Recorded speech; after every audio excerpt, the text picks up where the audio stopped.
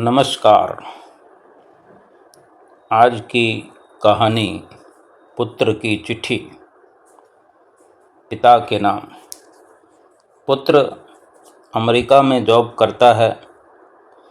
उसके माँ बाप छोटे शहर में रहते हैं, अकेले हैं, बुजुर्ग हैं, बीमार हैं, लाचार हैं। पुत्र की आवश्यकता महसूस करते हैं, लेकिन पुत्र पैसा रुपया खूब भेजता है। जहाँ पुत्र की आवश्यकता है वहाँ पैसा क्या काम आएगा। पुत्र वापस आने के बजाय पिताजी को एक पत्र लिखता है। पुत्र का पत्र पिता के नाम। पूज्य पिताजी, चरण स्पर्श। आपके आशीर्वाद से आपकी भावनाओं और इच्छाओं के अनुरूप मैं अमेरिका में व्यस्त हूँ, जहाँ पैसा, बंगला, साधन, सुविधाएं सब हैं।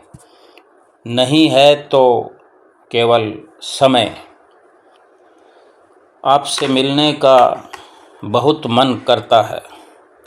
चाहता हूँ कि आपके पास बैठकर बातें करता रहूँ।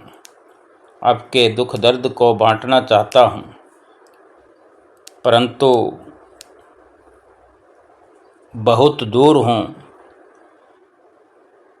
आपके गांव और अमेरिका शहर की बीच की बहुत लंबी दूरी, बच्चों की पढ़ाई की मजबूरी, कार्यालय का काम करना भी ज़रूरी है। क्या करूं, कैसे बताऊं। मैं चाह कर भी स्वर्ग जैसी जन्मभूमि और देवतुल्य माँ बाप के पास आ नहीं सकता।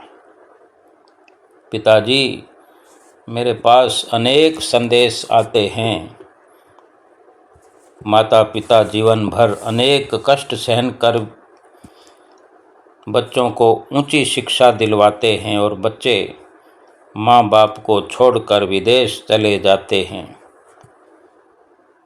पुत्र संवेदनहीन होकर माता पिता के किसी काम नहीं आते। पर पिताजी, मैं बचपन में कहाँ जानता था कि इंजीनियरिंग क्या होती है। मुझे क्या पता था कि पैसे की कीमत क्या होती है। मुझे कहाँ पता था कि अमेरिका कहाँ है। योग्यता, नाम, पैसा, सुविधा और अमेरिका तो बस आपकी गोद में बैठकर ही समझा था। आपसे ही तो समझा था ना।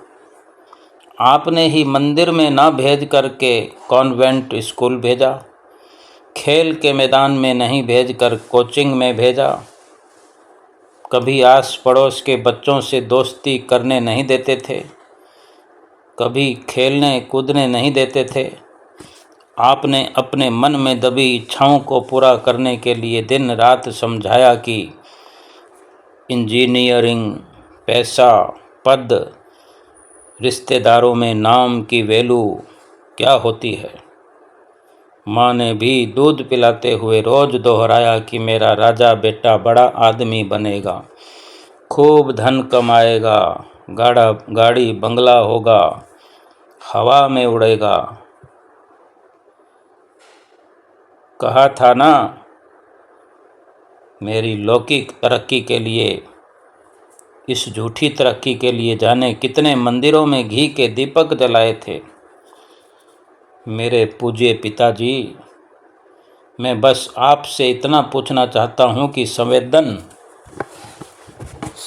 शून्य मेरा जीवन ये आपका ही बनाया हुआ है। आज मैं संवेदनहीन बन गया हूँ, इसमें आपका ही हाथ है। मैं आपकी सेवा नहीं कर पा रहा हूँ। होते हुए भी आपको पोते पोती से खेलने का सुख नहीं दे पा रहा हूँ।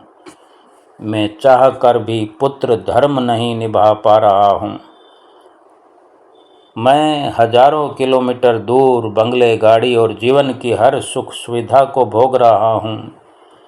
आप उसी पुराने मकान में वही पुराना अभावग्रस्त जीवन जी रहे हैं। क्या इन परिस्थितियों का सारा दोष सिर्फ मेरा है? माँ को चरण स्पर्श। आपका पुत्र। अब ये फैसला हर माँ बाप को करना है कि अपना पेट काट काट कर, तकलीफ सह सह कर, अपने सब शौक समाप्त करके बच्चों के सुंदर भविष्य के सपने क्या इन्हीं दिनों के लिए देखते हैं। शिक्षा अत्यंत महत्वपूर्ण है, पर साथ में नैतिक मूल्यों की शिक्षा, राष्ट्र प्रेम और संस्कार भी उतने ही जरूरी हैं। क्या वास्तव में हम कोई गलती तो नहीं कर रहे हैं? ये विषय अत्यंत चिंतनीय है। इस पर मनन करने की ज़रूरत है, अमल करने की, एक बार विचार करने की ज़रूरत है कि क्या हर इंसान